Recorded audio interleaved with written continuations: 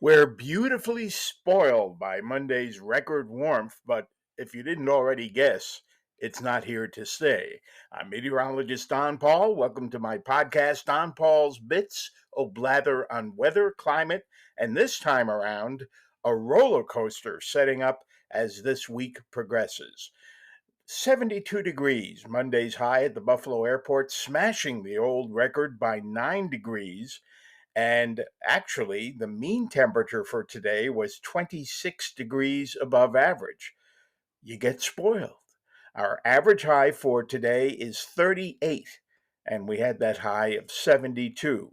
And now some people are on social media speaking as though this is to be expected, this 72. It's actually the earliest it's ever gotten this warm in March, and that includes the record warm March of 2012, which had a couple of 80-degree days during the month. That's not what's in sight. In the meantime, let's go through the forecast in general. We could again get into record territory on Tuesday with a downslope southerly breeze that doesn't cross Lake Erie until late in the day, sunshine fading in the afternoon, with the Buffalo interior temperature out at the airport probably getting up close to 70.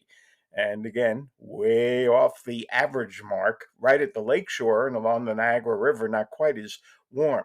And then as a low pressure area and its cold front get closer, showers will begin move in early Tuesday night, become more numerous later at Tuesday night, producing some moderate rainfall.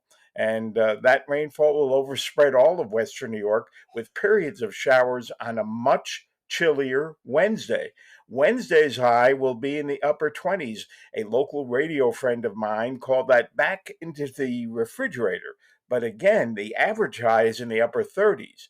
The upper 40s is going to feel like the refrigerator after the temperatures we've had on Monday and Tuesday, but still well above average. On the other hand, we'll have a northeast breeze that picks up Wednesday afternoon, putting a raw bite in the air compared to Monday and Tuesday. We should dry out for Thursday and Friday with some recovery in temperatures going well above average, not back to the upper 60s and 70s, but we should head back into the upper 50s by Friday. And then something of a mess beginning to show signs of setting up for this weekend.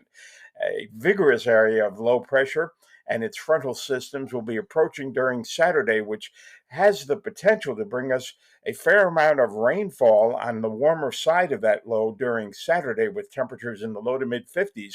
But then, as the low progresses farther north and east, the cold front will come through, and Saturday night temperatures will be dropping into the 30s with some rain showers possibly mixing in with snow, wet snow, even at lower elevations by late Saturday night, and even a chance of a little slush on the hills of the southern tier by Sunday morning.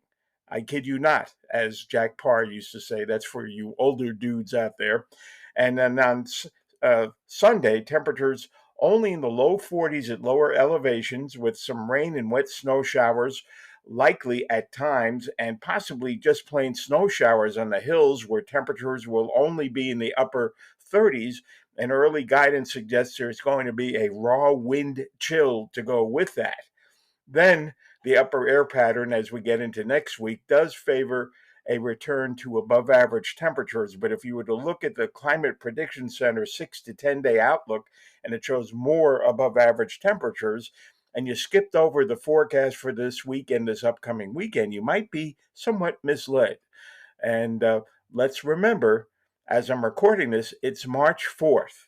The average high is 38. So when we get some low 40s and upper 30s this weekend, it may seem like a shock, but it's closer statistically to where you should expect to be at this time of the year, and it is impermanent or not permanent or temporary. Pick your choice in the word. And yes, I did mention the word snow. And again, there could be a little slush, at least on the hills, late Saturday night into Sunday morning. And we may see some wet snowflakes even at lower elevations, but it is going to feel, compared to where we are at the start of this week, briefly miserable. There, I said it. Well, thanks for listening this far. Please share, please follow. This podcast is available on virtually every podcast platform, not just Spotify. So if you don't like Spotify, just type in the name of the podcast, Don Paul's Bits of Blather, and it will pop up. And I will talk with you again real soon.